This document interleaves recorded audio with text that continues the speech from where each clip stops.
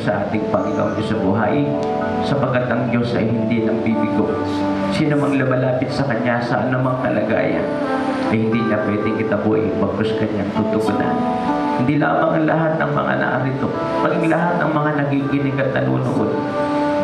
Hindi nagkataon na nakikinig at nanonood ngayon, sapagkat dakilang bagay ang gagawin ng Diyos sa buhay ng bawat isa.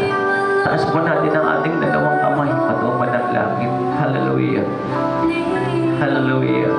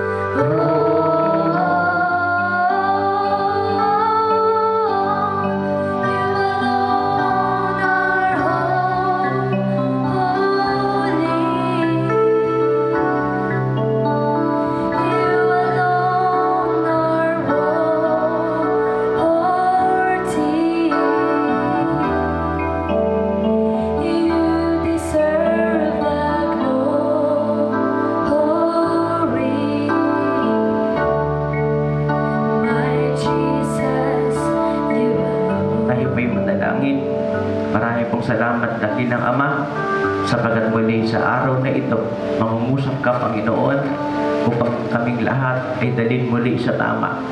Dalhin kami sa aming high calling and perfect destiny in Christ.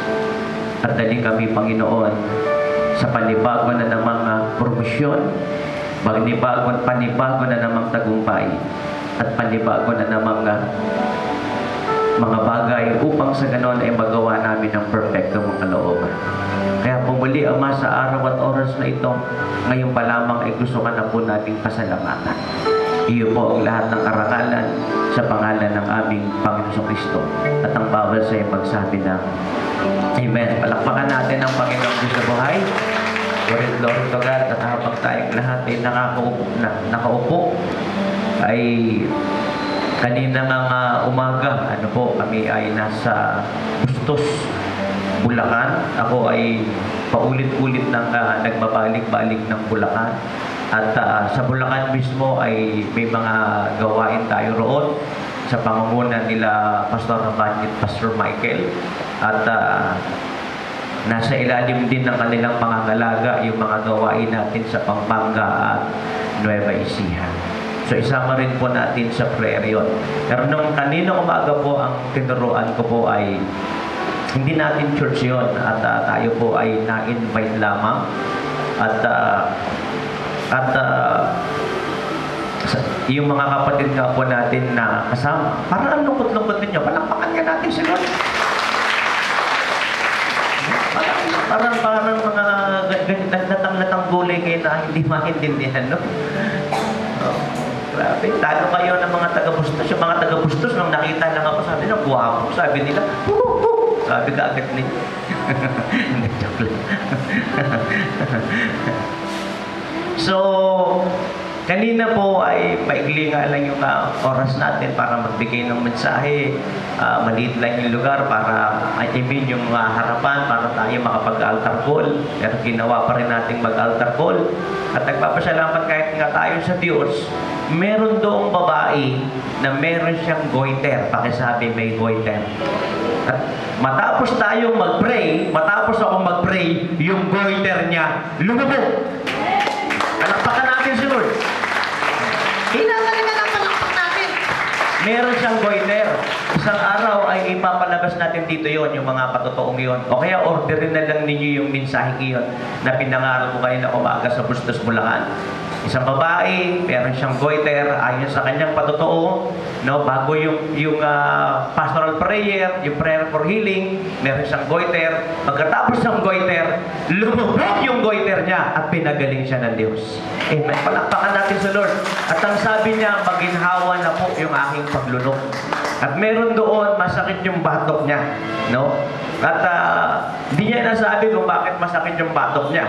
Baka sa high blood, di ko alam kung anong reason. Pagkatapos po ng prayer, yung pananakit ng batok niya, wala na po, pinagaling ng Diyos. Amen. Nahila talaga ng palakpak natin. At meron isang babae roon, matanda na siya. Sabi niya, matagal na pagkatayo, matagal na nakataas ang kamay, hindi niya kaya yon. Hindi niya kayang tumayo ng matagal, hindi niya kayang magtaas ang dalawang kamay ng matagal. Pero kanina, nagawa niya. Nakatayo siya ng matagal, nakataas siya ng dalawang kamay ng matagal, at ang sabi niya, pinagaling siya ng Diyos. Amen! Palakpakan natin si Lord. Actually, maraming pinagaling ang Panginoong Diyos sa buhay. Marami akong word of knowledge sa binitawan. Dagat nga lamang po ay, sabi nga, hindi kasi ating church yun. Hindi natin na pwedeng kunin ng lubos yung oras. Ano po, at nagpapasalamat ka tayo sa Diyos na dinala tayo ng Diyos doon. At ang ginawa na lamang ho natin ay pinagpatotoo na lamang po natin yung mga ilang pinagaling ng Diyos. At naniniwala ako sa mga darating na mga araw, no, na sila magsasama-sama, magkikwento-kwentuhan sila kung paano sila pinagaling ng Diyos, at makakarating sa atin po iyon yung kanilang mga patotoo. Amen po ba? Amen. Palakpakan natin ang Panginoong Diyos sa buhay. Kaya ang Diyos po ay mabuti, ang Diyos po ay nagpapagaling. Amen. Palakpakan natin ang Panginoong Diyos sa buhay. Glory to God. At sila nga po ay nananalangin, ano po, na ang tanong nila ay, kanino ba kami sasama? Sino ba ang dapat naming imbitahan, at sino ba dapat yung aming pakinggan? At purihin ng Panginoong Diyos sa buhay, answered prayer sila. Pinadala tayo ng Panginoon doon. Amen. At amen, palakpakan natin si Lord. At hindi naman ho sila nabigo talaga, sapagat nangaligtas sila, tumanggap sila ng himala, ano po, ng mga kagalingan, talagang blessed na blessed sila. Glory to God. Sabi nga, maigli lamang yung oras natin para makausap natin sila ng malalim, testify pa sila, at idagdag mo pa. Hindi naman kami pwedeng magtagal pa sa lugar na yon dahil nga may service pa tayo ngayon. Ano po, na kinakailangan namin bumalik din sapagkat yung mga kasama natin ay kasama rin natin dito para maglingkod sa Diyos ngayong hapong ito. At sila po mismo ay nakapag-testify before their very eyes kung paano po gumawa ng dakilang bagay ang ating Panginoong Diyos sa buhay. Kaya po gusto ko ipaalam sa lahat ng narito, lahat ng mga nakikinig at nanonood, ang Diyos po ay nagpapagaling. Ang Diyos po ay gumagawa po ng himala. Walang mahirap sa ating Panginoong Diyos sa buhay. Kaya niyang patawarin ang ating mga kasalanan, kaya niyang pagalingin ang ating mga karamdaman, kaya niyang baguhin ang ating mga buhay, at kaya niyang dalhin tayo sa promosyon. At promosyong higit pa sa ating inaasahan. Amen po ba? Glory to God. At alam ho ninyo, sabi nga ng mga kapatiran, yung mga ipinapangaral ko ay hindi ho ordinaryong aral po iyon. At pangkolehiyo po iyon. Hindi po yung ating pinapaunawa kada Friday, kaya dapat tayo ay dumadalo kada Friday. May tao pa ho ba? No, ang mga estudyante ay dapat na nag-aaral, tama. O ang mga tao ay dapat na nag-aaral, tama po ba? Ngayon, ang simula ng pag-aaral, preparatory. Yan, level. Pero nung panahon ko, ay hindi preparatory level ang simula, elementary level. Tama po ba? Sino rito yung may edad na nakagaya ko na hindi na tumungtong ng preparatory? Aminin na. Ulitin ko ulit, sino yung mga may edad na rito, aminin na hindi inaabot yung preparatory level, elementary na. Yan. At ang alam ko nga nun, nung elementary ako, sabi nga, pag abot mo yung tenga mo, pwede ka nang mag-aaral, pwede ka nang pumasok. Ganyan. So ako ay nag-grade 1 at the age of 6, no? Grade 1 ako, 6 years old ako, meron akong classmate. Tapos, ang ginawa niya, yung kapatid niya, 5 years old, sinaling pusa niya lang. Ibig sabihin, hindi officially enrolled yung kanyang kapatid pa.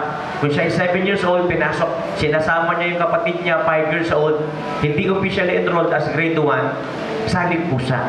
Siyempre, 5 years old, yun,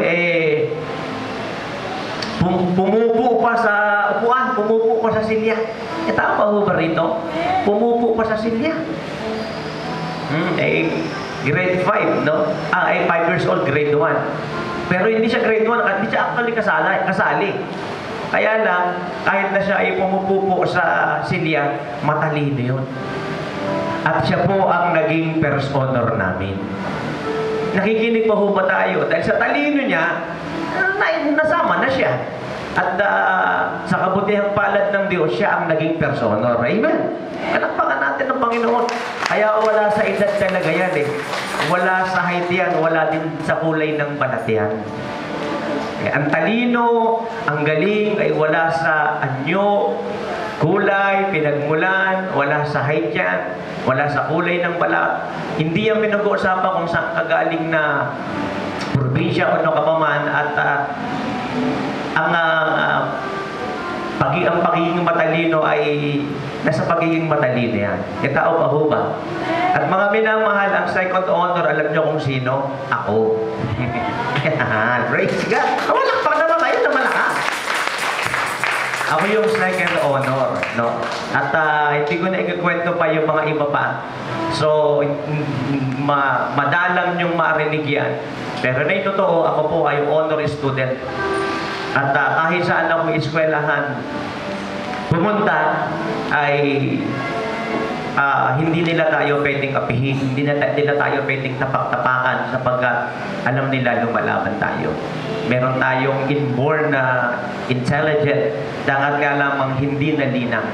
Hindi nalinang dahil nga sa... Hindi nalinang eh. Yun na kayo. So, mga minamahal, kung babalikan natin yung mga nakaraan, una natin isama yung preparatory level, nagsisimula ang pag-aaral elementary. Tama. So, bago ka pumasok ng elementary, hindi ka muna estudyante, di ba? Ngayon, kung ating kukunin yan sa pang-espiritual, pag ikaw ay hindi pa born again, no? Wala ka pa, hindi ka pa nag-aaral. Pag ikaw ay na-born again, no, na-enroll ka na, napasama ka na sa elementary level. Tama po ba? Pero pagkatapos ng elementary level mo, kinakailangan mag-high school ka. Tama po ba? Kaya si Sister Nemia, galak na galak siya. Ilang taon ka na, Sister? 41. Graduate na siya sa elementary. At least nakagraduate. Palakpakan natin ng Panginoon. Tutuloy daw siya sa high school hanggang kolehiyo. Balak pang mag-law. Pero alam mo, kita mo, kagagraduate lang niya na elementary ngayon. Pero makita mo siya mag-exhort, di ba? Alam mo, sa mga nag-aaral ng Bible school, ako galing ako ng Bible school, no? Alam mo yung the way na mag-exhort siya, pasado. Homiletically correct. Pasado yun. Pasado yun para sa mga Bible school student. Hindi maikot, hindi maligoy, nasa context, no? Kung i-apply mo yung homiletics kung tawagin, sermon outlines, pasadong-pasado. Hindi mo iisipin na siya ay 41 na at kagagraduate lang niya ng elementary. Amen. Palakpakan natin ang Panginoon. At idagdag mo pa, ha? Kagagraduate lang niya ng elementary, pero sino mga tinuturuan niya? Tayo. Di ba? Mga graduate ng education. Yung iba sa atin nagtuturo na, di ba? Tinuturuan tayo, nakagagraduate lang ng elementary. Tayong mga nakatapos ng psychology, tayong mga RN, mga registered nurse. No? Isipin mo, ha? May mga pinag-aralan tayo, and yet, tinuturuan tayo ng 41 years old, nakagagraduate lang sa elementary. Isipin mo, kaya wala sa pagiging Bisaya yan, o kung saan ka nagmula, o ano yung height mo, ano ang kulay mo, wala yan eh. No? Kapag meron kang pangarap, mararating mo ang iyong pangarap. Amen. Palakpakan natin ang Panginoong Diyos sa buhay. Glory to God. Kaya, Sister Nemia, from elementary, magtutuloy siya sa high school. Ayan. Pag-pray natin makagraduate siya. At pagkatapos magka-college pa siya. Amen. At least may pangarap, di ba? May pangarap. Oh, yung mga kabataan dyan, huwag muna kayong mag-aasawa kasi kaagad. Huwag muna kasi kayong magkakakaras kaagad. No? Pwede Hindi pa ng crush, pwedeng crush muna. Huwag mo nang mag-aasawa ka agad para makatapos ng pag-aaral. Amen po ba? Hindi pa naman huli ang lahat eh. No? Kaya nung sinabi niya sa akin na siya raw ay mag-i-enroll sa elementary, sabi ko, go! Mag-i-enroll pa raw sa high school, go! Mag-i-enroll pa raw sa college, sige, gusto mo pa nga kumuha ng law, go! Baka gusto mo kumuha ng medicine, sige, tapusin mo. Mag-masteral ka pa, mag-doctorate ka pa. Glory to God. Pero actually, kanya naman ay hindi naman talaga normal na pagpasok. Kasi alam naman natin ngayon, may mga acceleration na o may mga pagpasok na ngayon na hindi naman na normal. So siya ay pumapasok pero hindi normal. More on home study yan eh. Home study yan, more on home study. No? Doon siya sa bahay nag-aaral, yung lesson. Ganun. Ganun yung uri ng kanyang pag-aaral. At papasalamat ka tayo sa Diyos, pasado na siya sa elementary. Sino na yung graduate dito sa elementary? Taas ang kamay. Sino yung mga hindi pa naka-graduate? Pwede pa kayong mag-aral para maka-graduate kayo sa elementary. Yung mga hindi pa graduate ng high school, mag-aaral pa rin kayo para maka-graduate kayo sa high school. Kung hindi pa kayo tapos ng kolehiyo, mag-aaral pa rin kayo at maka-graduate kayo sa kolehiyo. Amen? Amen po ba? Huwag kayong kukuha ng HE. Ano sabi ng HE? Home ikananay. Hindi kayo makaka-graduate pag kukuha kayo ng home ikananay. Yan. Magkakaroon kayo ng magkakaroon kayo ng maraming baby pero hindi kayo makaka-graduate. Yan. Ganun pa man, kahit na naging nanay ka na, nag-anak ka pa, pag gusto mo pang mag-aaral, go, sige. No, wala namang limit, di ba, yung age? Kung gusto mo pang mag-aaral. So ngayon, balikan natin yun patungkol sa pang-spiritual. Ang isang tao, pag hindi paligtas, kinakailangang ma-enroll siya sa elementary, kailangan siyang ma-born again. Ngayon, pag siya ina-born again, kinakailangan siya nasa elementary na siya, kailangan umangat pa rin siya. Tama po ba? Kailangan siyang mapunta sa high school. Tama po ba? At pagkatapos ng high school, kinakailangan niyang magkolehiyo. At pag siya'y nagkolehiyo na, doon na siya gagraduate at siya na ay magkakaroon na ng trabaho. Kaya kayo pinangaral ko sa kanila ay sinimulan ko sa mababa. Sinimulan ko sa simple plan of salvation para sa mga hindi ligtas. Pinasok natin yung elementary teaching, pinasok natin yung high school teaching at nagwakas tayo sa college teaching. Amen po ba? Kaya po mga minamahal, sabi ng Hebrews chapter 6 verse 1, huwag tayong manatili sa mga panimulang aralin. Amen po ba? Sino yung nakakaalam ng mathematics? Mga 1 plus 1, sino nakakaalam? Taas ang kamay. Yan. Sino yung nakakaalam ng geometry? Medyo iba hindi na alam. Trigonometry. Medyo iba hindi na nakakaalam. Calculus. Medyo iba hindi na nakakaalam. Pero yan ay nasa ilalim pa rin ng mathematics. So, ibig sabihin po, patungkol po sa pang-espiritual, mga minamahal, pataas po ng pataas yan. Kaya kailangan tumas po yung ating level. Ano po? At tayo nga po umiikot sa different churches, different places, upang sa ganoon, hindi lamang sila iligtas, kundi pataasin pa ang kanilang level. Makinig po kayo maigi at tumingin po kayo sa akin, mga minamahal. Ito po yan. Ang mensahe ho rito ay paulit-ulit niyong pag-aralan. Pag-uwi niyo ng bahay ang mga bersikulo, paulit-ulit niyong pag-aralan po yan. Nakikinig pa ho ba tayo?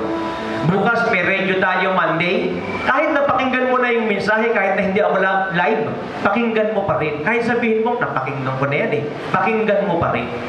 No, panoorin sa FB, sa ating Facebook account, panoorin sa YouTube. Ano po? Kahit na napanood mo niyan, napakinggan mo na yan, paulit-ulit mong pakinggan at paulit-ulit mong panoorin. Amen po ba? Bakit? Sapagat hindi naman kaagad na ang mga aral ay naisasakabuhay natin. Tama. Tama o mali? Yes. Hindi naman kaagad na isasakabuhay natin yan eh. Hindi naman kaagad yan. So, kinakailangan paulit-ulit na pakinggan. Bukas may radio tayo, makinig, ipag-imbita. Yung mga mensaheng atin na papakinggan, lalo na maganda, panoorin muli sa Facebook, sa YouTube, at umorder ng mga DVD at paulit-ulit na pakinggan. Upang sa ganon, maisakabuhay natin ang lahat ng aral. ano po, mapaisa kabuhay natin. Kasi kung hindi natin nasa sa kabuhay, papunta tayo ng impyerno, ang ating buhay ay magiging unproductive, unfruitful, at hindi lang yon ang mga pagpapala natin ay nauudlot.